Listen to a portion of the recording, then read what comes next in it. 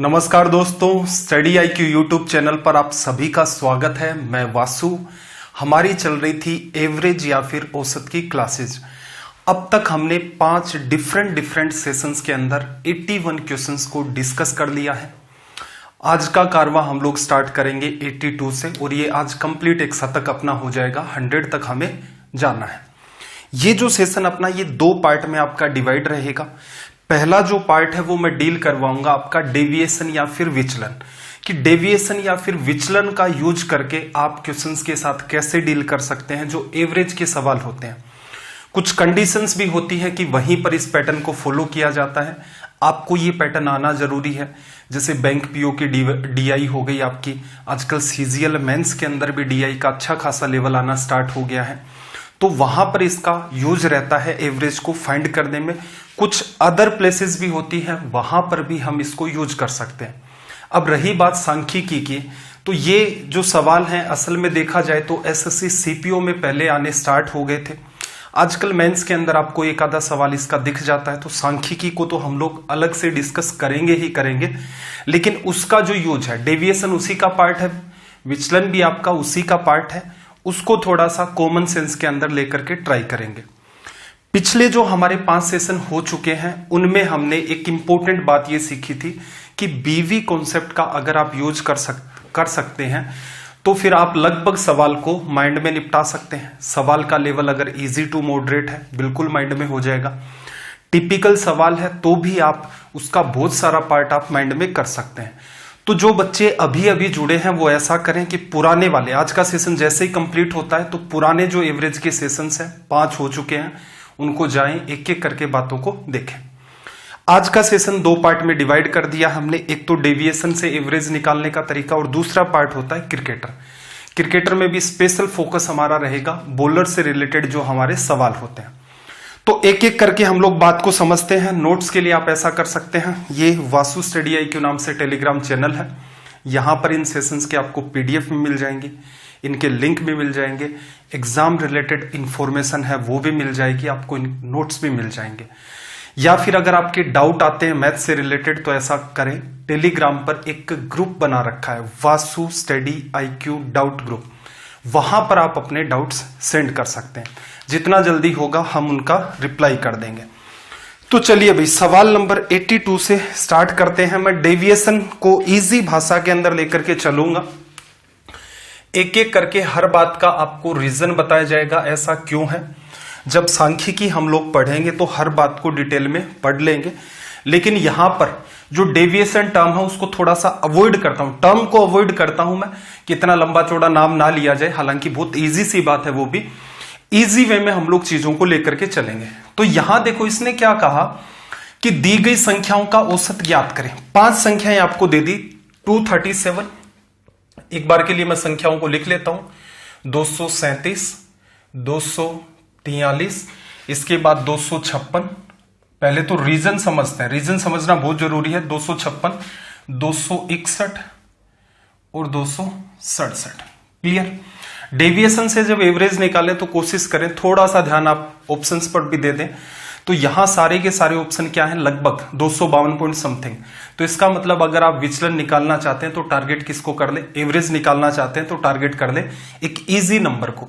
तो easy number क्या हो सकता है आपका, 250। ठीक है। असल में देखा जाए तो यहां बेस वैल्यू वाली बात भी अप्लाई हो सकती है। क्या करता है वो, पहले तो मैं आपको ये बता देता हूं। मैं ये मान लेता हूं कि इन सब का जो एवरेज होगा वो 250 होगा। क्लियर है। हर चीज मैं आपकी क्लियर कर दूंगा। सीधे मैं आपको कोई भी ट्रिक के नाम पर वाहियात बात नहीं करने वाला कि ये देखो ट्रिक है। जैसे मेनली मैंने देखा तो यहां पर क्या होता है, 250 मान लिया, आगे की बात लिख देते हैं और ये इसकी ट्रिक हो गई निकालने की। ट्रिक नहीं है, रीजन है। अब वो रीजन कैसे अप्लाई होता है वो हर एक बात मैं आपको एक्सप्लेन करूंगा। तो देखना, 250 आपने एवरेज मान लिया। इस संख्या की बात करें, ये संख्या 250 से कितनी कम है, ये संख्या आपकी 250 से 13 कम है। अलग से लिख दिया, डिफरेंस है ना -13 का।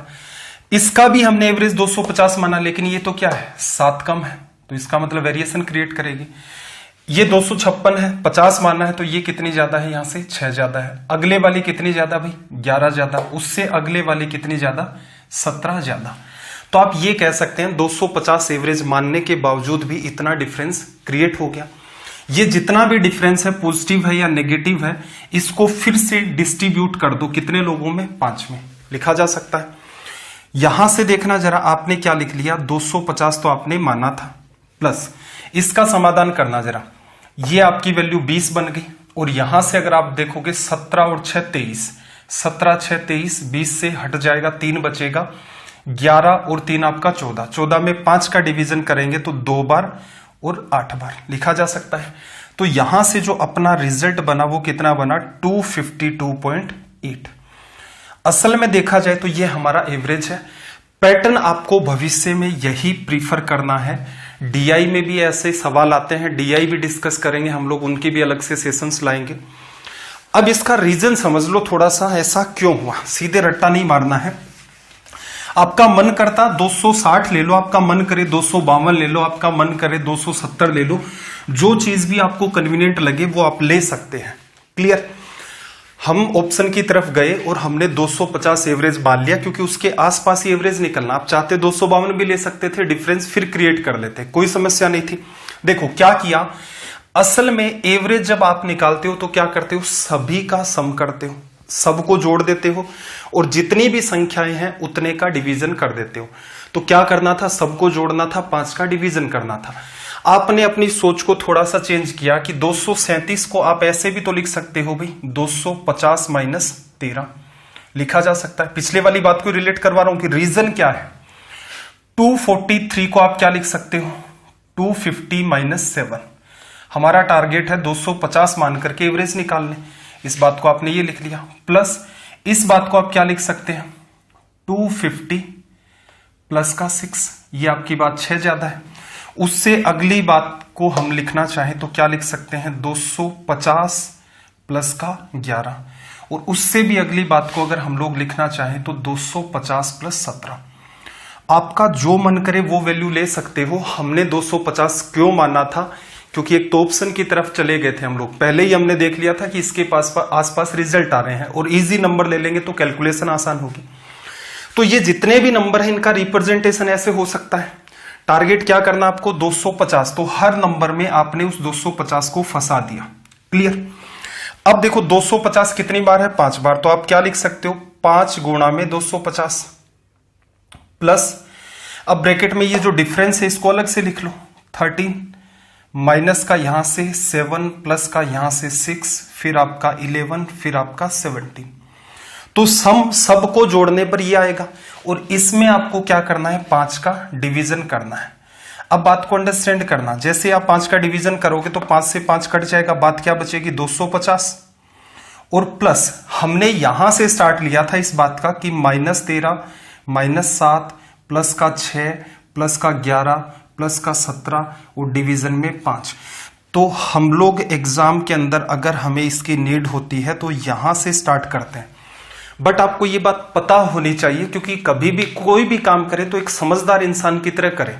ऐसा नहीं है कि एक बात आपने सीखी और सुन लिया कहीं से कि ये ट्रिक होती है, इस हिसाब से निकाला जाता है। जब आप उस बात को कंप्लीट समझ लेंगे तो आपको बात समझ में ये आ जाएगी कि आप कोई भी वैल्यू ले सकते थे जिसके थ्रू इन सारी चीजों को आप टारगेट कर सकते थे और आपका रिजल्ट इजी वे में निकल सकता था। क्लियर है। आगे के सवाल में आपको फिर से इसी पैटर्न के हैं, इस पर कमांड आनी बहुत जरूरी है। चलो भाई 83 है आपके सामने, सवाल नंबर 83। सबसे पहला काम, लैंग्वेज तो क्या है इनकी इजी सी है, कोशिश करो आप डेविएशन या फिर विचलन का यूज करके। टर्म को ही हटा दिया मैंने कि उसको काम में नहीं लेंगे, जब हम लोग सांख्यिकी पढ़ेंगे तब वहां पर वो टर्म भी आ जाएंगी, मीन आ जाएगा, मोड आ जाएगा, मीडियन भी आ जाएगा, डेविएशन भी आ जाएगा वहां पर, और बड़ा ही मजेदार सा पार्ट है।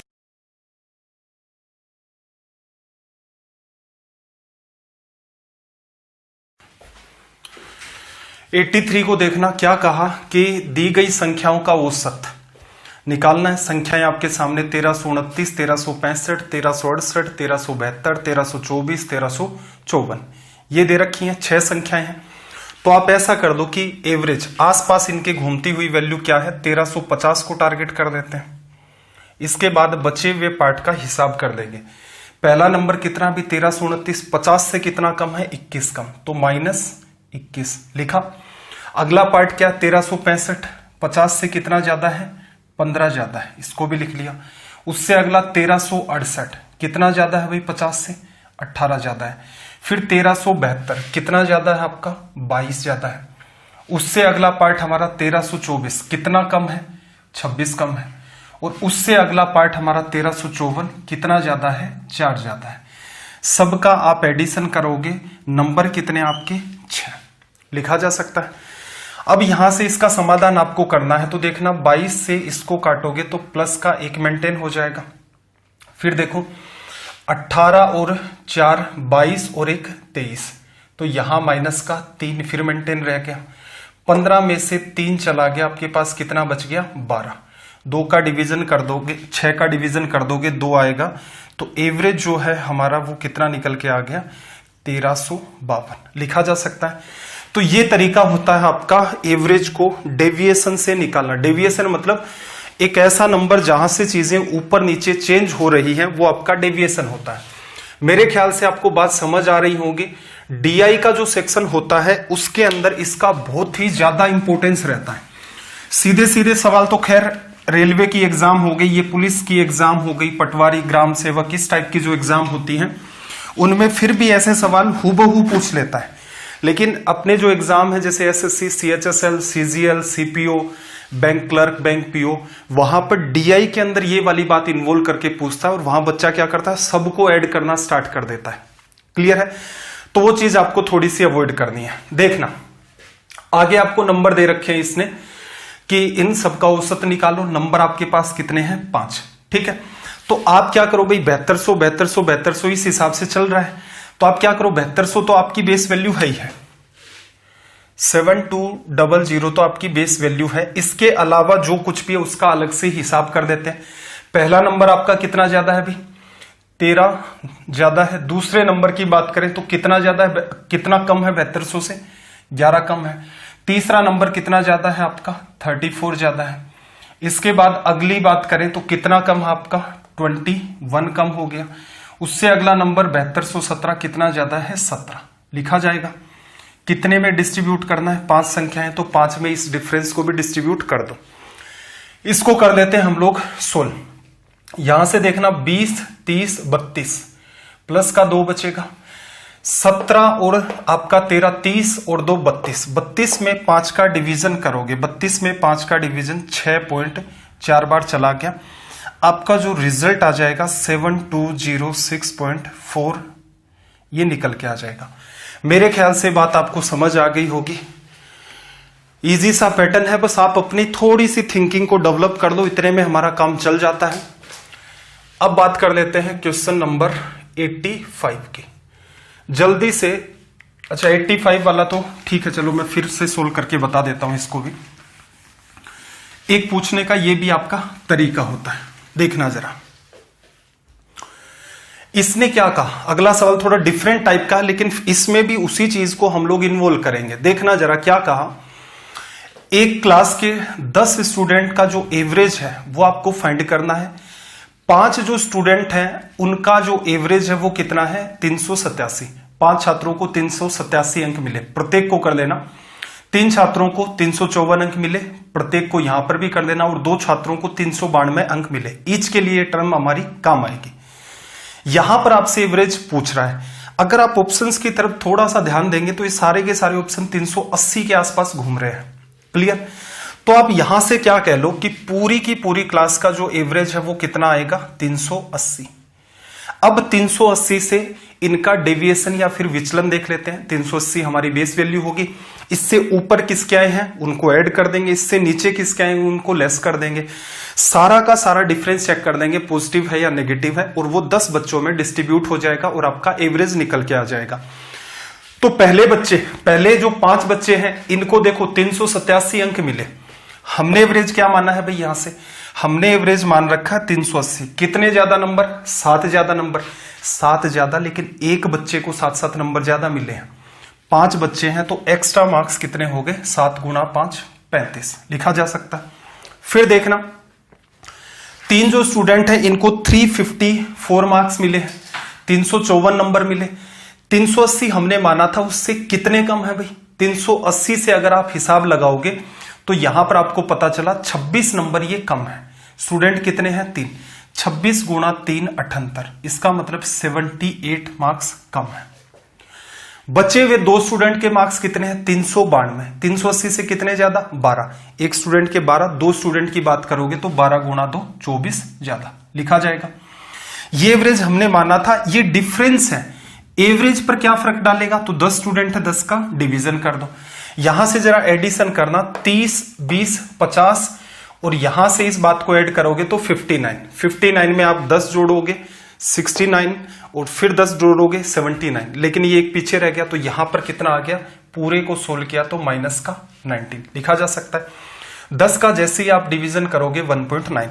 380 में से एक चला गया, कितना बचा? 379। 0.9 और चला गया तो 368, सॉरी गलत लिख दिया।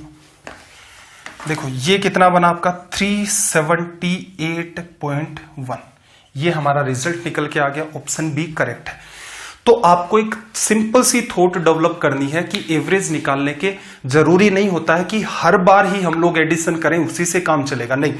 एक बेस वैल्यू को ले लो, उसके थ्रू बचे हुए पार्ट को रिलेट करवा दो। असल में देखा जाए बेस वैल्यू तो इतनी अंडरस्टैंडिंग है आपकी, सीधे सीधे इतनी बात को यूज करते और आपका रिजल्ट आ जाता। चलो फिर मैं सवाल को चेंज करता हूं, देखना जरा।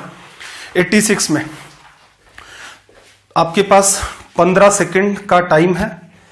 एक बार के लिए आप खुद से भी कोशिश करके देखें इस सवाल को, क्या कर पा रहे हैं या नहीं कर पा रहे हैं। Question number 86।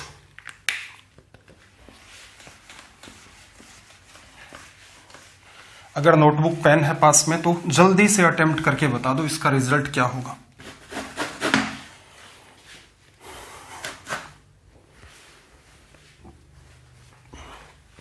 देखना, एक क्लास के 20 स्टूडेंट का एवरेज आपको फाइंड करना है। 8 छात्रों को, प्रत्येक की बात चल रही है भाई, यहां पर ईच कर देना। आपको जो पीडीएफ मिल जाएगी उसमें मैं इस बात को करेक्ट कर दूंगा। 8 स्टूडेंट है, उनको हर एक को 542 नंबर। 5 जो स्टूडेंट है उनमें हर एक को 557 नंबर। फिर 4 स्टूडेंट में से हर एक को 562 नंबर। 3 स्टूडेंट में से हर एक को 571 नंबर मिले। एवरेज पूछा। एवरेज देखोगे तो देखना चारों के चारों ऑप्शन 550 से ऊपर है, तो आप क्या टारगेट कर लो कि भाई सभी का एवरेज 550 है। ये तो हमने माना है। अब हम लोग देख लेते हैं कि भाई कितना वेरिएशन आया। उस वेरिएशन, बेस वैल्यू तो 550 ले ली, अब वेरिएशन चेक करते हैं।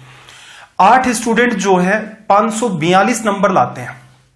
हर एक स्टूडेंट 542, कितने कम ला रहे हैं भाई? इससे 8 कम। और 8 ही स्टूडेंट है तो कितने नंबर कम हो गए? 8 गुणा 8 64। टोटल में से 64 कम करना था। 5 स्टूडेंट जो है वो लाते हैं 557, कितने नंबर ज्यादा? हर एक स्टूडेंट 7 नंबर ज्यादा लाएगा, तो 5 स्टूडेंट 7 गुणा 5 35 नंबर ज्यादा ले आएंगे। आगे आ जाते हैं, फिर देखना 4 जो स्टूडेंट है वो क्या करते हैं? 562 नंबर लेकर के आते हैं। 562, 550 हमने माना था, 12 ज्यादा, तो 12 गुणा 4 48, 48 हो गया। फिर देखना 3 स्टूडेंट ऐसे हैं जो क्या करते हैं? 571 नंबर लेकर आते हैं, कितने नंबर ज्यादा भाई? जो हमने माना उससे 21, और स्टूडेंट कितने हैं? 3, तो 63 इनके पास एक्स्ट्रा और हो गए। नंबर ऑफ स्टूडेंट हमारे पास कितने हैं? यहां पर 20 है। क्लियर है? टोटल उसने दिया भी था आपको। यहां से इसको जब आप सोल्व करेंगे तो ये क्या बचेगा? -1, ये ज्यादा है। इसको फिर से यहां पर सोल्व करना चाहोगे तो ये -1 कर दोगे तो ये कितना आ जाएगा? 34। 8 और 4 12, 4 3 7 और 1 8। 82 में 20 का डिवीजन, 20 गुणा 4 80, कितना बचा? 2 पॉइंट लग गया, 0 उतार दोगे 1। क्लियर है? और ये सारी की सारी वैल्यू क्या बची है? पॉजिटिव में। तो इसमें आप ऐड कर दो इस बात को, तो आपका रिजल्ट आ जाएगा 554.1। ये रिजल्ट हम लोग यहां पर लिख सकते हैं। आई होप बात समझ आ गई होगी। अब देखो, एक सवाल हमने पीछे किया था, क्वेश्चन नंबर 71, उसी को मैंने फिर से आपके सामने रखा है। वहां पर क्या था? पैटर्न आपको एक ही बताया था कि टोटल करके इसको फाइंड कर लें, और उस क्लास में मैंने ये पिछली क्लास की बात है जहां ये कहा था कि ये सवाल आप यहां पर टोटल में पढ़ लो, अगली क्लास में हम लोग डेविएशन से एवरेज फाइंड करना स्टार्ट करेंगे। तो यहां पर भी वही अगर मैं बात कहूं कि एक बेस वैल्यू टारगेट कर सकते हैं आप, उसके थ्रू आप इस सवाल को सोल्व करेंगे तो ये आपका इजी हो जाएगा। फिर से देखना इस सवाल को डील करने की अप्रोच। एक कक्षा की लड़कियों का परीक्षा में प्राप्तांक का औसत कितना है? 85। उसी कक्षा में लड़कों का जो प्राप्तांक है, उनको जो मार्क्स मिले हैं वो कितने हैं? 87। गर्ल्स वर्सेस बॉयज की बात करें तो क्लास में इनका रेशियो है 4:5। पूरी क्लास के आपको एवरेज मार्क्स बताने हैं। तो आप ऐसा कर लो कि पूरी क्लास के जो एवरेज मार्क्स हैं वो कितने हैं? 85 लिखा जा सकता है। अब यहां से देखना गर्ल्स का एवरेज है, असल में देखा जाए तो ये गर्ल्स कितनी है? 4। गर्ल्स ने डेविएशन या विचलन कितना शो किया? भाई 85 माना, 85 इनके पास है, इन्होंने तो 0 का चेंज, नो चेंज, कोई भी चेंज नहीं करना क्योंकि 85 माना था, 85 से ना ज्यादा है ना कम है। क्लियर। अब बात करते हैं लड़कों के पास मार्क्स कितने हैं। हर एक लड़के के पास 82 से कितने ज्यादा नंबर है? 2 ज्यादा। लड़के हैं कितने? 5, तो नंबर कितने ज्यादा हो गए? 10। क्लास में पूरे स्टूडेंट कितने हैं? 9। ये एक्स्ट्रा मार्क्स हो गए, ये एवरेज हो गया। हमें तो एवरेज में चेंज देखना है। कितने स्टूडेंट हैं? 9। डिवीजन कर दो, ये वाली वैल्यू पूरी की पूरी क्या होगी? 1.1। जैसे ही आप इसमें ऐड करोगे 86.1 हमारा रिजल्ट निकल के आ जाएगा। तो ये जो 71 का सवाल था उसके अंदर वहां मेरे सामने एक चुनौती ये हो जाती कि तुरंत, एक तो सारे के सारे सवाल हमने ऐसे नहीं उठाए थे जिसमें आपको ये कहा जा सकता हो कि यहां डेविएशन के सवालों को एक साथ ही कर दे या इनको डिफरेंट तरीके से कर दे। आज मैंने एक बात आपको एक्स्ट्रा पढ़ा दी, इसका मतलब जिन सवालों में सुधार हो सकता था मेरी ये जिम्मेदारी बनती है कि मैं उनमें सुधार करवाऊं। ऐसा नहीं है कि सीधे सीधे कह दूंगी टोटल कर देना और हो जाएगा, नहीं, जो भी बेहतर अप्रोच होगी बिल्कुल आपको प्रोवाइड करवाई जाएगी। आगे बात कर लेते हैं भाई, क्रिकेटर की बात करेंगे हम लोग, क्रिकेटर में भी बॉलर की। तो 88 नंबर का सवाल ना हो करके असल में देखा जाए तो इसने कुछ टर्म्स की बात की है। क्लियर है। टर्म्स में क्या पूछ रहा है? व्हाट इज इकोनॉमी रेट और what is bowling rate, bowling average. फिर डिफाइन इसने क्या किया? The average number of run considered पर ओवर। हर एक ओवर के अंदर जितने भी रन दिए जाते हैं वो होती है उसकी इकोनॉमी, बॉलर की इकोनॉमी। क्लियर है। एक एक करके बात को समझेंगे, एग्जाम्पल लेकर के भी बात को समझेंगे, क्योंकि अभी हमें बॉलर से रिलेटेड सारे के सारे सवाल करने हैं। कुछ एक सवाल बैट्समैन के होंगे, कुछ एक सवाल कंप्लीट टीम के भी होंगे। 100 तक हमें सवालों तक जाना है। फिर अगली बात है average number of run considered पर ओवर, इनको कहा जाता है एवरेज। क्लियर है। मेरे ख्याल से जो बच्चे क्रिकेट को पसंद करते हैं उनको तो ये बातें पता होंगी, और जो पसंद नहीं करते हैं या देखते ही नहीं है उनके सामने ये चुनौती होगी।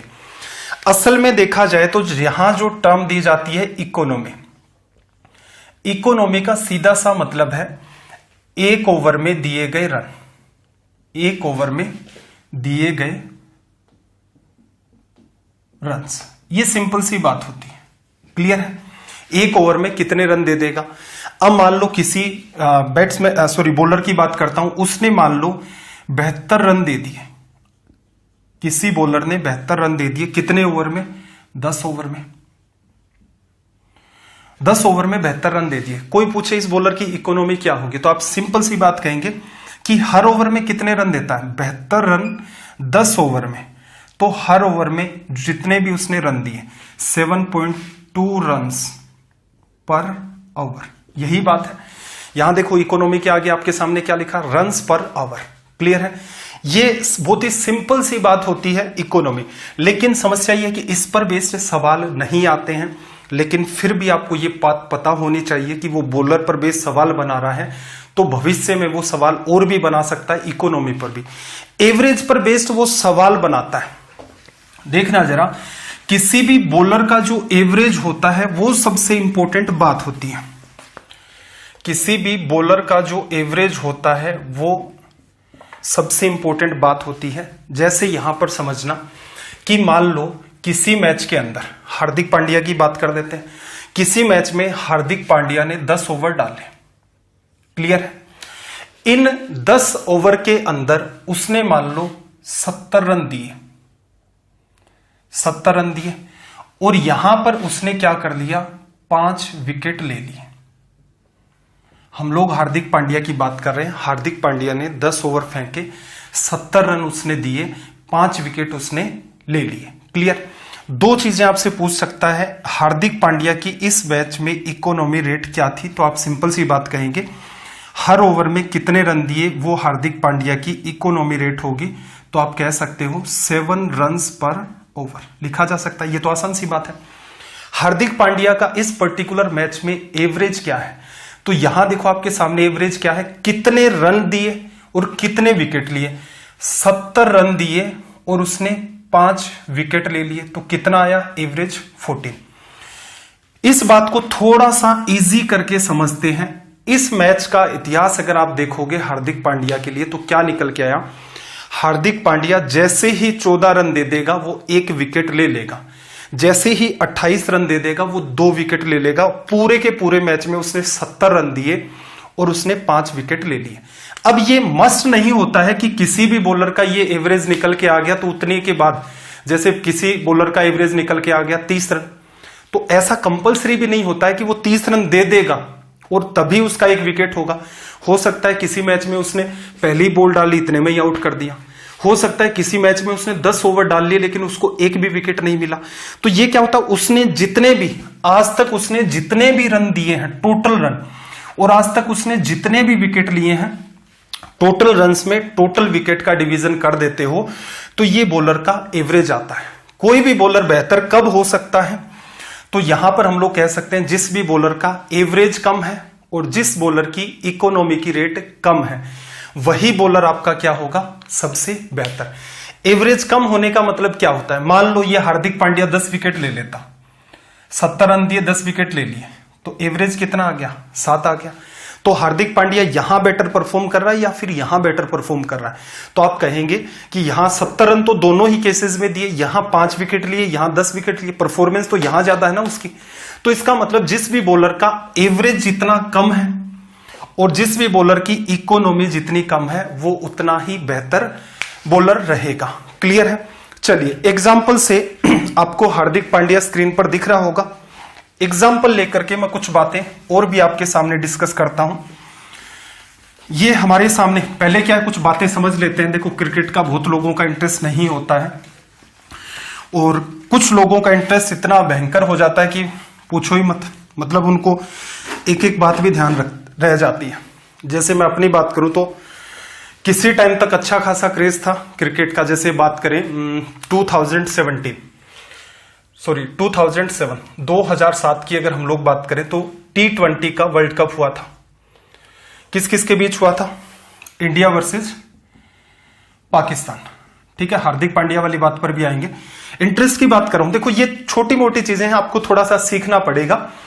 जो बच्चे मैच देखते हैं वो भी थोड़ा सा फोकस करें और जो नहीं देखते हैं एटलीस्ट वो जो मैं यहां समझाने की कोशिश कर रहा हूं उसको तो थोड़ा देखना। क्लियर है।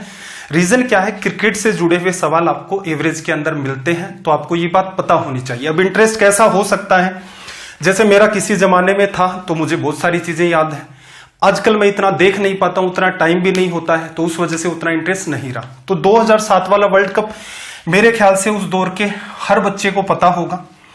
ये फाइनल मैच था मेरे ख्याल से जोहान्सबर्ग में खेला गया था, साउथ अफ्रीका में। इंडिया टॉस जीता था इस मैच में और लगभग क्या 157 का स्कोर किया था। मतलब इस मैच के अंदर आपको पता होगा गौतम गंभीर का बड़ा ही रौद्र रूप देखने को मिला था। फिर जब पाकिस्तान की टीम खेल रही थी तो 19वां ओवर मेरे ख्याल से आरपी सिंह ने किया था और इनको जीतने के लिए मेरे ख्याल से 13 या 12 रनों की नीड थी। एग्जैक्ट डेटा तो मुझे भी ध्यान नहीं है, लगभग कुछ ध्यान आ रहा है कि गौतम गंभीर इसलिए ध्यान आ रहा है क्योंकि गौतम गंभीर ने लगभग आधे रन बना दिए थे। 75 या 80 के आसपास गौतम गंभीर का इस मैच में स्कोर था। अब आरपी सिंह का इसमें क्या था, आखिरी ओवर था। T20 वर्ल्ड कप फाइनल था, पहली बार खेला गया था। इंडिया वर्सेस पाकिस्तान था, जोहान्सबर्ग में चल रहा था। जोहान्सबर्ग कहां है, साउथ अफ्रीका के अंदर। अब लास्ट ओवर आरपी सिंह ने डाल दिया था 19वां ओवर। अब 20वें ओवर के लिए महेंद्र सिंह धोनी के सामने सबसे बड़ा चैलेंज ये था कि वो बॉलिंग किसको दे। अब यहां से अगर हम लोग बात करें तो उस मैच में श्रीसंत था, उस मैच के अंदर हरभजन सिंह था, उस मैच में इरफान पठान भी था, यूसुफ पठान भी था, आरपी सिंह की हमने बात कर ली, उस मैच में जोगेंद्र सिंह शर्मा भी था। क्लियर है। अब देखो कई बार क्या होता है कि कैप्टन होते हैं वो भी थोड़ा बहुत चीजों को कि उस मैच में उस पर्टिकुलर जो बॉलर है उसकी इकोनॉमी क्या चल रही है, उस पर्टिकुलर मैच में उस बॉलर का एवरेज क्या चल रहा है, तो ये सारी की सारी चीजें कंसीडर करनी पड़ती हैं। अब ये बेहतर ये रहता है कि जो कोच वगैरह होता है वो इन सारी चीजों को ध्यान रखता है। कोच के अलावा भी और टीम के मेंबर होते हैं जो सपोर्ट करते रहते हैं कि किस बॉलर का पहला कैसा इतिहास रहा, उसके हिसाब से उसको बॉलिंग दी जाती है। अब धोनी के सामने भी तो यहां पर चैलेंज था कि ये जो 20वां ओवर अभी डलने जा रहा है ये किसको दिया जाए, और इसके अंदर स्ट्राइक मेरे ख्याल से मिसबाह की आ चुकी थी, मिसबाह उल हक की, तो वो क्या था मेरे ख्याल से 35-36 रन पर खेल भी रहा था। ठीक है, वो जम भी गया था यहां पर। अब समस्या ये थी कि श्रीसंत की बात करें 4 ओवर हो चुके थे, हरभजन के 3 हुए थे, इरफान पठान के 4 हो गए थे, यूसुफ का 1 हुआ था, आरपी ने जस्ट पहला ही ये ओवर डाला था, जोगेंद्र सिंह के 3 हो गए थे। 4, 4, 8, 12, 16, 17, 18, 19 कुछ ज्यादा ही हो गए क्या है? देखना 4 श्रीसंत के हो गए, 4 आरपी सिंह के हो गए, 4, 4, 8, 4, 12, 13, 14, 15, 16, 17, 18, 19। ठीक है, 19 ओवर हो गए थे। अब यूसुफ पठान को भी वो बॉलिंग दे सकता था क्योंकि यहां पर कितने रन दिए थे उसने, 1 ओवर के अंदर 5 ही रन दिए थे। हरभजन सिंह को भी दे सकता था बॉलिंग करने के लिए महेंद्र सिंह धोनी। रीजन क्या था, हरभजन सिंह बहुत पुराना एक्सपीरियंस खिलाड़ी था, उससे बेहतर एक्सपीरियंस जितने भी खिलाड़ी थे उनमें से तो कोई था नहीं। लेकिन समस्या यह थी कि 3 ओवर के अंदर यहां पर 36 रन, तो इसका मतलब यहां पर समस्या क्या चल रही थी, 36/3 जब आप निकालते हैं तो 12 निकल के आता है। तो आपको यह पता चल रहा है कि हरभजन सिंह की आज इकोनॉमी की जो रेट चल रही है वो अच्छी नहीं है। 6 बॉलों में ये 12-12 रन तो देते ही आ रहा है। अगर लास्ट ओवर इसको प्रोवाइड कर देंगे, इन्होंने थोड़ा वो दमखम दिखा दिया तो ये लोग तो जीत जाएंगे। क्लियर है। ऑप्शन ये रहता है कि यूसुफ पठान ने 5 रन दिए हैं, जोगेंद्र सिंह ने मेरे ख्याल से कुछ 12 या 13 रन दिए थे। अब इन दोनों में से महेंद्र सिंह धोनी को चूज करना था, किसको चूज किया जाए, जोगेंद्र शर्मा सॉरी। क्लियर है। यहां इस बंदे के पास विकेट नहीं था, जोगेंद्र शर्मा के पास विकेट भी था, 3 ओवर भी डाल चुका था वो, तो इसका मतलब इसको इन्होंने महेंद्र सिंह धोनी ने काफी डिसाइड करके ओवर दिया। पहली बोल्ड आपको पता भी होगा मेरे ख्याल से, मुझे नहीं पता कि आपका क्रेज किस चीज में कितना रहता है। पहली बोल्ड बॉल इस 20वें ओवर की थी, वाइड डली थी। दूसरी बॉल थी वो डॉट बॉल डली थी। तीसरी बॉल पर मिसबा ने छक्का मार दिया था। अब मेरे ख्याल से डिफरेंस कितना, 6 रनों का और बचा हुआ था। तीसरी जो बॉल डलनी थी, मतलब एक वाइड को हटा दे, तीसरी बॉल लेग साइड के अंदर पीछे की तरफ मिसबा ने शॉट मारा। श्रीसंत का बड़ा ही इसके अंदर अच्छा खासा योगदान रहा, या यूं कहे मिसबा उतना बेहतर शॉट नहीं खेल पाया, वरना वो छक्का भी हो सकता था, पाकिस्तान जीत भी सकता था, लेकिन वहां पर वो कैच आउट हो गया। क्लियर है। तो कई बार देखो एक्सपीरियंस का होना, ये होना, इकोनॉमी वगैरह, ये कई सारी चीजें मैटर करती हैं बॉलर को उस मैच में चूज करने के लिए, जो काम महेंद्र सिंह धोनी ने वहां पर किया था। हालांकि छक्का लगते ही वो भी तनाव में आ गया था, हम लोग भी तनाव में आ गए थे उसके अंदर कि अब क्या होगा, ये भयंकर जीता मैच ही यहां से चला गया। पाकिस्तान की वजह से यहां पर 9 विकेट गिर चुके थे ऑलरेडी, तो 10वां यहां पर कैच आउट हो गया, बॉल जरूर बची और इंडिया 5 रन से वो मैच जीत गया था। अब हम लोग आ जाते हैं फिर से हार्दिक पांड्या पर। रीजन क्या, मुझे एक छोटी सी बात आपको सिखानी है कि किसी भी बॉलर का एवरेज क्या होता है, किसी भी बॉलर की इकोनॉमी क्या होती है। अगर आप क्रिकेट के सारे फैन होते तो ये समस्या मेरे सामने नहीं खड़ी होती, लेकिन फिर भी समझना। हार्दिक पांड्या की बात करें तो ऊपर की तरफ बॉलिंग स्टेटिस्टिक में आपको दिख रहा होगा, test match, ODI, T20, IPL। Left side में ऊपर से नीचे मैचेस, नंबर ऑफ मैच कितने खेले। इनिंग्स की बात करें तो नंबर ऑफ इनिंग्स, कहने का मतलब बॉलिंग क्या मौका उसको उन मैचों में दिया गया या नहीं दिया गया। जैसे ओडीआई 54 था लेकिन इनिंग्स 53 ही है, कहने का मतलब उसे 53 ही मैचों में बॉल करने का मौका दिया गया था। एक मैच में वो जस्ट फील्डिंग ही कर रहा होगा या बैटिंग ही कर रहा होगा। फिर बॉल्स, तो टेस्ट की बात करें तो देखना जरा, हार्दिक पांड्या ने 937 बॉल अब तक फेंक दी हैं। रन कितने दिए हैं, 528 अब तक। विकेट कितने लिए हैं, 17। बेस्ट बॉलिंग और इनिंग का एवरेज इसका निकल के आया है 28 run, 5 wicket. Best bowling in a particular match, तो किसी पर्टिकुलर मैच में, टेस्ट में ये चीजें चेंज होती है, बाकी में तो सेम मेंटेन रहती है क्योंकि टेस्ट में 2-2 इनिंग्स आपकी चलती है। एवरेज और इकोनॉमी की बात करें तो देखना, सबसे इंपॉर्टेंट बात, अपनी बात यहां है, इस पर हालांकि एग्जाम में सवाल नहीं बनते, फिर भी समझना। इकोनॉमी कितनी निकल के आई है, 3.38 निकल के आई है। कैसे निकाली जाती होगी भाई? हर ओवर में कितने रन दिए गए। क्लियर है? तो यहां से देखना उसने रन कितने दिए हैं, 528। क्लियर है? बॉल उसने कितनी फेंकी है अब तक, 937। लेकिन 937 एक ओवर में कितनी बॉल, 6। तो यहां 6 का डिवीजन करोगे, ये ऊपर चला गया, सोल्व करोगे तो ये रिजल्ट आ जाएगा। अगली इंपॉर्टेंट बात, अब तक एग्जामिनर इस पैटर्न पर सवाल बनाता है तो ये आपको पता होना चाहिए। एवरेज का मतलब ये होता है कि हर एक बॉलर कितने रन देने के बाद एक विकेट ले लेगा। तो यहां पर देखना, हार्दिक पांड्या का टेस्ट मैच के अंदर एवरेज जो निकल के आया है वो 31.06 है। इसका मतलब हम लोग क्या कह सकते हैं, जैसे ही वो 31.06 रन देगा वो एक विकेट लेगा। ये अब तक का हार्दिक पांड्या का हिसाब है, इतिहास कहते हैं इसको। अब तक का हार्दिक पांड्या का ये हिसाब इतिहास हो गया। यहां से बात को अंडरस्टैंड करना कि अगर हम लोग खुद से निकाल के देखें इसका एवरेज, तो क्या चीजें होनी चाहिए आपके पास। जस्ट उसने कितने रन दिए, उसने 528 रन दे दिए। कितने विकेट लिए भाई, उसने 17 विकेट ले लिए। क्लियर है? 17 3 51 लिखा जा सकता है। क्या बचा आपके पास, 1, फिर डिवीजन किया, 18 में एक बार चला गया, 10 में नहीं जा रहा है, 100 17 5 85 17 6 102, क्या निकल के आ गया, 31.06। क्लियर है?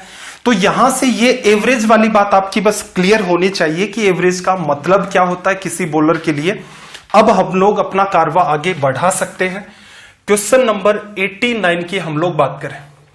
ठीक, अब मुझे नहीं पता कि आप लोगों को ये जितनी भी क्रिकेट की बात की होंगे वो ठीक लगती है या नहीं लगती है, लेकिन क्लासरूम में मुझे कुछ पुराने एग्जाम्पल देकर के समझाना पड़ता है, क्योंकि कुछ बच्चे ऐसे होते हैं कि वो क्रिकेट के बारे में एबीसी भी नहीं जानते, और कुछ इतने कलाकार होते हैं वो सारा का सारा आपको इतिहास, जैसे ही बात चलती है वो पुराने पुराने डेटा उठा करके आपको बताने स्टार्ट कर देते हैं, उस मैच में ऐसा हुआ था, वहां हुआ था। एग्जाम की बात यह है कि आपको इकोनॉमी का पता हो, आपको एवरेज का पता हो। एवरेज पर आज भी सवाल आते हैं, इकोनॉमी पर बहुत कम देखने को मिलेंगे, लेकिन सवाल बनते हैं, इसलिए आपको पता होना चाहिए।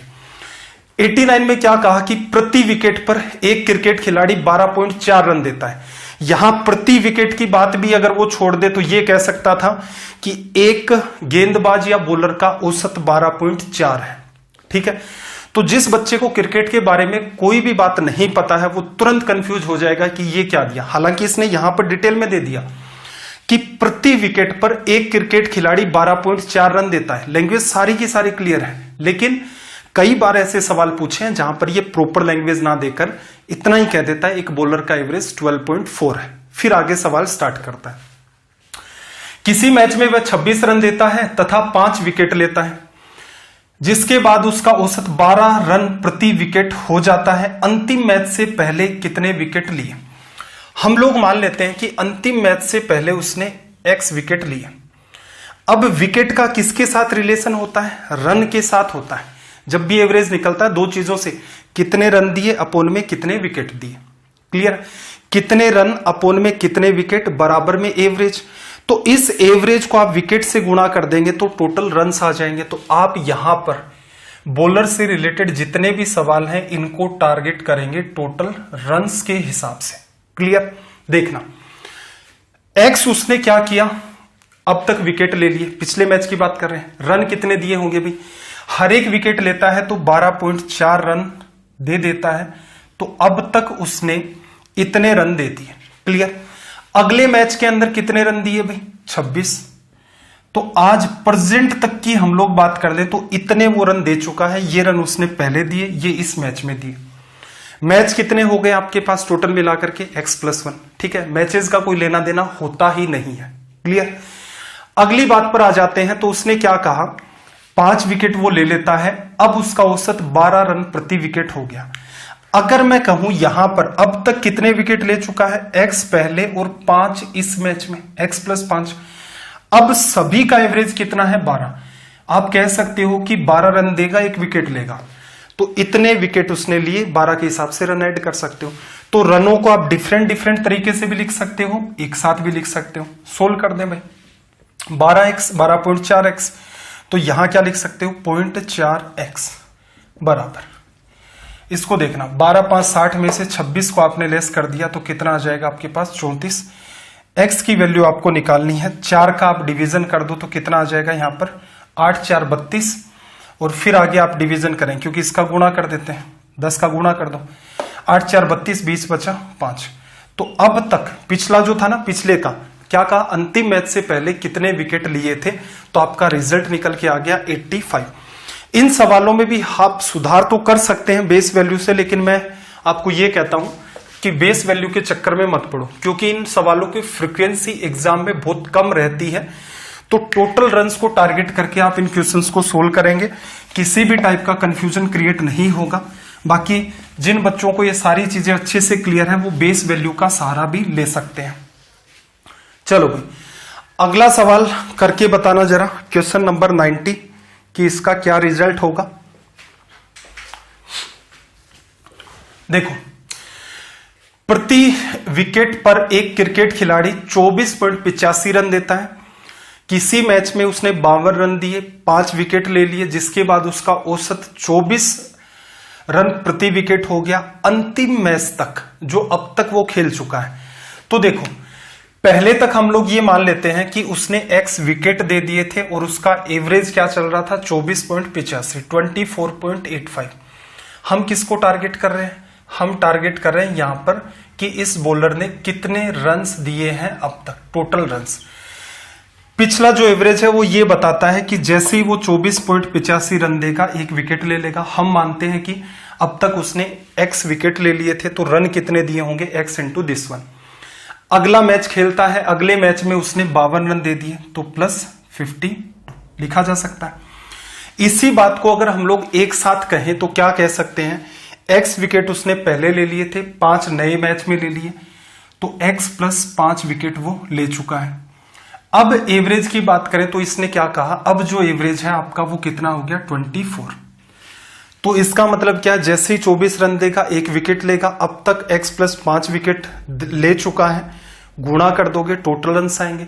टोटल रन्स को हमने अलग अलग करके देखा, टोटल रन्स को एक साथ देखा, वैल्यू इक्वल आएगी। 24x इसमें से लेस होगा, x कॉमन आ जाएगा, 24 से 24 कट गया, 0.85x लिखा जा सकता है। फिर देखना, 24 गुणा 5 120 में से 52, 120 में से 50 को लेस करोगे कितना बचेगा, 70। क्लियर है, 2 और लेस कर दोगे तो कितना, 68। 100 से गुणा कर दो, पॉइंट हट गया। 17 से काटोगे 5 बार, 17 से काटोगे 4 बार और 2 जीरो। 5 का डिवीजन कर दोगे, x की वैल्यू कितनी आएगी, 80। अब थोड़ा सा सवाल पर फिर जाना, इसने क्या कहा, अंतिम मैच तक x विकेट तो वो पहले ले चुका था, x की वैल्यू 80 है।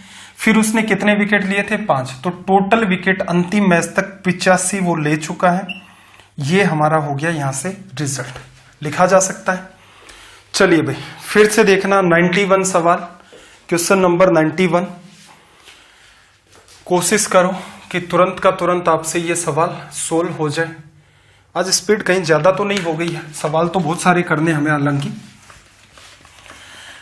और अगर वीडियो ठीक लग रहा है तो लाइक करने में कंजूसी मत किया करो, डेडिकेशन आप भी थोड़ा बहुत अपना दिखा दिया करो, ठीक है। तो जिन बच्चों ने अभी तक इस वीडियो को लाइक नहीं किया, एटलीस्ट उसको लाइक कर दो।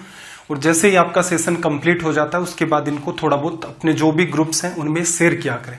वीक में एटलीस्ट इतना सा टारगेट कर दो आप मेरे लिए कि आप 2 या 3 ग्रुप में इन वीडियोज को शेयर करेंगे। और कहीं उस डाउट ग्रुप में मत शेयर करने लग जाना कि सर आपने कहा था, ठीक है, उसमें शेयर करने की नीड नहीं है। इसके अलावा कहीं शेयर कर सकते हो तो शेयर करना। 91 का देखना जरा, क्या कहा, किसी गेंदबाज का जो औसत है वो 27 रन विकेट है। फिर यदि वह अगली पारी में 60 रन देकर 6 विकेट ले लेता है, जिससे उसका औसत 25 रन प्रति विकेट हो जाए, तो अंतिम पारी तक कितने विकेट उसने ले लिए। देखो सिंपल सी बात है भाई, x विकेट ले लिए, इनिंग्स कितनी खेली, 27 x रन दे दिए। अगली इनिंग के अंदर उसने क्या किया, 6 विकेट लेता है, 60 रन देता है, 60 रन और रन ही तो टोटल काउंट करने हैं। अब तक विकेट उसके हाथ में कितने, x पहले वाले और 6 ये। अब एवरेज कितना आ गया, 25। टोटल रन आप 2 हिसाब से कर सकते हो, अलग अलग और एक साथ। इसको सोल्व कर लो, 27x 25x, तो लेफ्ट साइड में 2x, 25 गुणा 6 150 में से 60 चला गया 90। x की वैल्यू कितनी आ गई, 45। सवाल क्या पूछ रहा है भाई, अंतिम पारी तक कितने विकेट, x + 6, वैल्यू रखोगे 6 5 11 51। ये हमारा हो गया रिजल्ट। आई होप मेरे ख्याल से आपको ये बात समझ आ गई होगी। चलो आगे कुछ बातें बैट्समैन की भी कर लेते हैं। बैट्समैन से रिलेटेड जो सवाल होते हैं उनमें कोई हेडेक होती नहीं है, काफी सारे सवाल हम लोगों ने कर भी लिए हैं।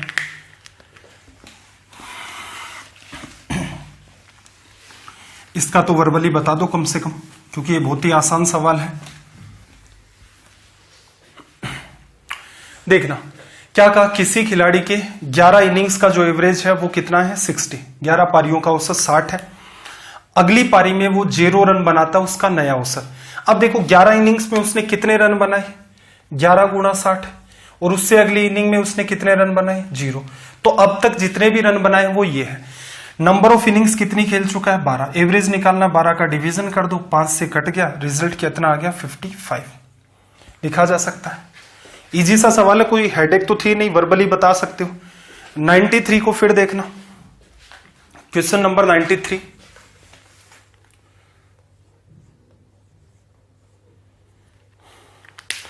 आज का सेशन थोड़ा सा आपका बड़ा हो जाएगा, वैसे सारे सवाल देख लेना, 100 तक हमें क्वेश्चंस को डिस्कस करना है।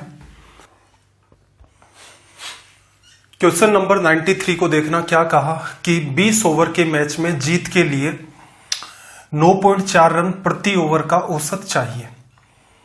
फिर क्या कहा, यदि प्रति ओवर औसत यदि 15वें ओवर के अंत में उसके रन जो है, रन रेट जो है उसकी 7 चल रही है, तो जीतने के लिए आवश्यक रन रेट ज्ञात करें। एक बात तो ये समझ में आ गई कि 20 ओवर का मैच, हर ओवर में 9.4 रन आपको चाहिए। इसको जस्ट मल्टीप्लाई कर दोगे तो इसका मतलब आपका टारगेट कितना था 188 रन, 188 रन अगर आप बना लेते हैं तो आप जीत जाते हैं। 15वें ओवर के अंत में 15 ओवर डाले जा चुके हैं, रन रेट क्या चल रही है 7, हर ओवर में 7-7 रन का एवरेज चल रहा है। 15 गुणा 7 105, तो 105 रन बनाए जा चुके हैं। कितने रन और चाहिए जीतने के लिए, तो आप कह सकते हो यहां से 83 रन आपको और चाहिए, लिखा जा सकता है। ओवर आपके पास कितने बचे हैं, सिर्फ और सिर्फ 5। हर ओवर में कितने रन चाहिए, तो 16, 5, 80 और 30 में डिवीजन किया 6 बार।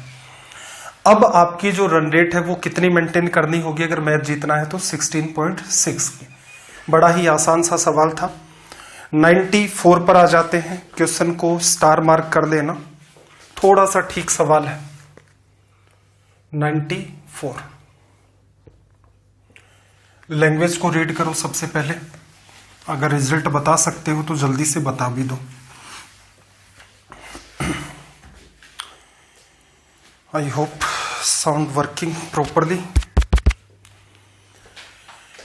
94 में देखो क्या कहा, किसी एक पारी का सर्वाधिक रन कुल रन का 2/9 था। दूसरा जो सर्वाधिक रन है वो शेष रन का 2/9 है। दोनों रनों में 8 रन का अंतर है।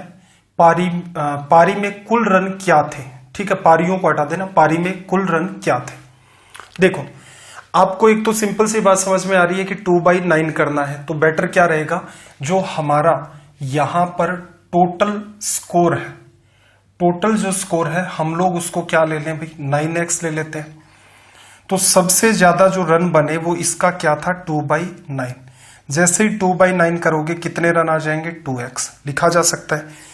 फिर उसने अगली बात क्या की, दूसरा सर्वाधिक जो रन है वो क्या है, शेष जितने भी रन है 9x तो ये थे, 2x यहां हो गए, तो रिमेनिंग रन्स कितने हैं भाई आपके पास 7x।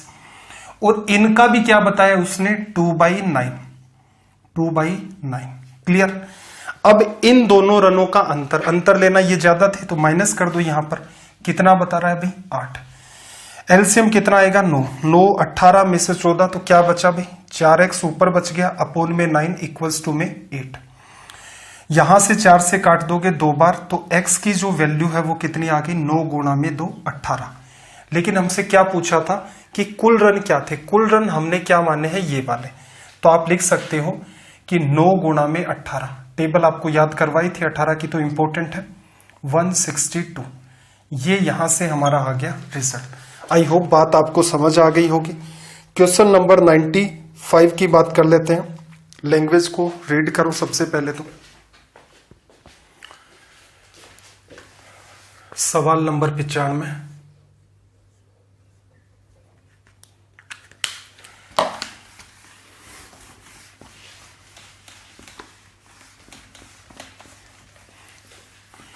और ये सेशंस आपको कैसे लग रहे हैं? आज वाला सेशन स्पेशली आपको कैसा लग रहा है कमेंट करके भी बता दो। देखना, क्रिकेट के किसी खेल में पहले 10 ओवर में रन रेट 3.2 है, शेष 40 ओवर में रन रेट क्या होना चाहिए कि 282 रन के लक्ष्य तक पहुंचा जाए। टारगेट 282 का है, तो ये हमारा हो गया टारगेट 282 रन्स लिखा जा सकता है। 10 ओवर में रन रेट कितना? 3.2, हर ओवर में 3.2 रन, तो 10 गुना 3.2 कितने रन बनाए जा चुके हैं भाई? 32 रन। इनको लेस कर दो, इतने चाहिए थे इतने बना लिए, तो कितने रन और चाहिए? 250। ओवर कितने बचे हमारे पास? 40। जैसे ही आप डिवीजन करोगे 6 बार, 2 बार, 5 बार, तो यहां से आप कह सकते हो अब जो रन रेट चाहिए वो कितनी है? 6.25 लिखा जा सकता है। 96 पर फिर से आ जाओ, सवाल नंबर 96। ये सवाल तो मेरे ख्याल से कोई बहुत ज्यादा कंफ्यूजन क्रिएट नहीं करते हैं, इजी वे में कर सकते हो इनको, कोई एक्स्ट्रा अप्रोच लगाने की भी नीड नहीं है, तुरंत का तुरंत इनका टोटल भी हो जाता है। लेकिन जहां जहां आपको बेस वैल्यू सिखाई है उस पर फोकस करेंगे। बॉलर का जो एवरेज होता है उसको भी आप फोकस करेंगे, वो बहुत ही ज्यादा अपना इंपॉर्टेंट पार्ट हो जाता है। 96 में क्या कहा कि सचिन तेंदुलकर का 11 इनिंग्स का एवरेज कुछ पर्टिकुलर है, 12वीं इनिंग में वो क्या करता है भाई? 120 रन बनाता है, जिससे उसका एवरेज 5 रन बढ़ जाता है। उसका नया एवरेज क्या होगा देखना, बेस वैल्यू से कर लेते हैं। अब तक उसने हर इनिंग्स में क्या किए? x रन बनाए। अगर वो 12वीं इनिंग्स में भी क्या करता? x ही रन बना लेता, तो एवरेज क्या मेंटेन रहता? x। लेकिन इसने क्या किया? x के अलावा कुछ और रन बनाए, जिसकी वजह से जितनी भी इनिंग्स अब तक 12 खेल चुका है सबका एवरेज 5 बढ़ा। तो उसने कितने एक्स्ट्रा रन बनाए? 12 गुना 5, 60। अगर वो x ही बनाता जो कि पुराना अपना एवरेज है, तब एवरेज पर कोई फर्क नहीं पड़ता। लेकिन सचिन तेंदुलकर ने अपनी 12th इनिंग्स में क्या किया? उससे 60 रन ज्यादा बनाए, तो ज्यादा वाले क्या? सबके अंदर 5-5 डिस्ट्रीब्यूट हो गए, एवरेज 5 बढ़ गया। ये सचिन तेंदुलकर के रन है, असल में देखा जाएगा तो ये इसकी वैल्यू है, तो x बराबर क्या आ गया? 60। सवाल क्या पूछ रहा है? उसका नया औसत, ये क्या था? पुराना एवरेज था, 5 बढ़ चुका है, तो जो नया एवरेज है हमारा वो क्या निकल के आ गया? 65। आई होप बात समझ में आ गई होगी। बेस वैल्यू कॉन्सेप्ट ऐसे सवालों में इंपॉर्टेंट साबित होता है जहां पर लैंग्वेज को रीड किया तुरंत के तुरंत। और ये सवाल तो मैंने आपको वैसे भी माइंड में सोल्व करने सिखाए थे कि इनको कितना आसानी से आप माइंड में ही डील कर सकते हैं। 97 की लैंग्वेज को रीड करो।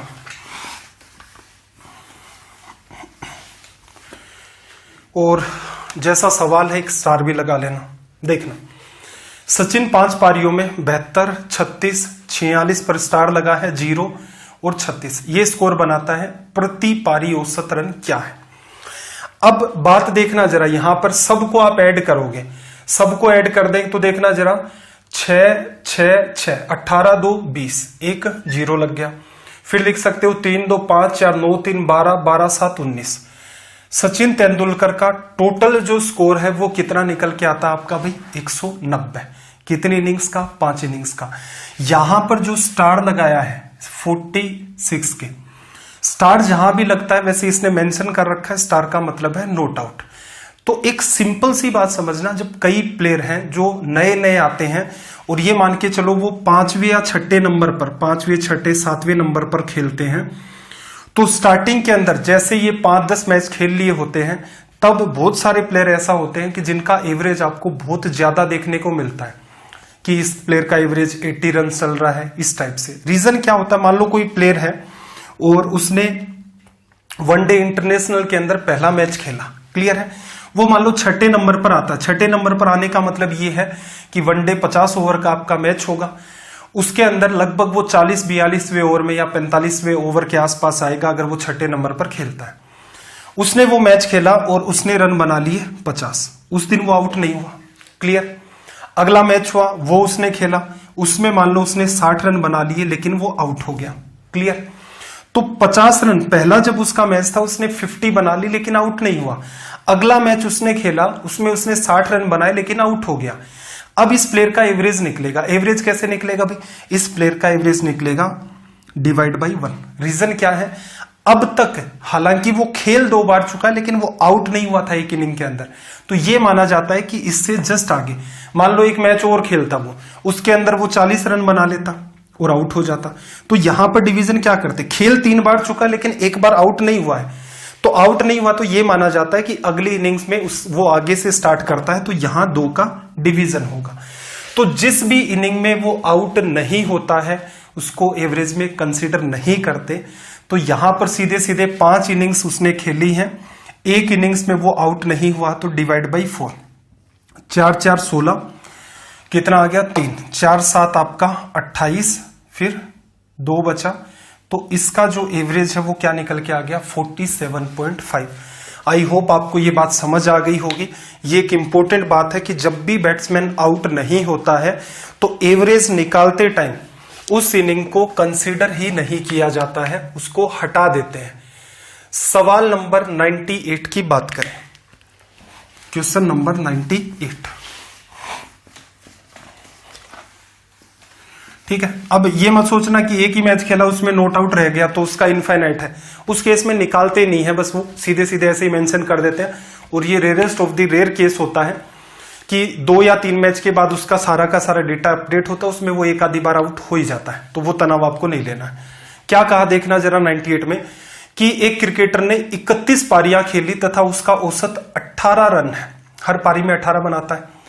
अगली पारी में कितने रन बनाए जिसका औसत, उसका औसत क्या हो जाए 27। देखो अगली 31 वो खेल चुका है, बेस वैल्यू क्या चल रही है 18।